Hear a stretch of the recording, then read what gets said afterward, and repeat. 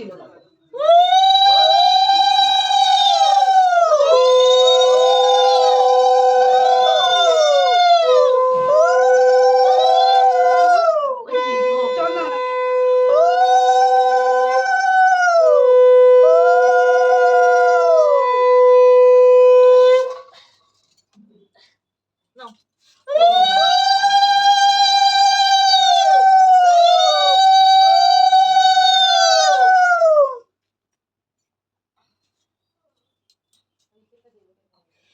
মাথায় দুপুরগুলো এবার মাই এসে দিয়ে দে। গৌতম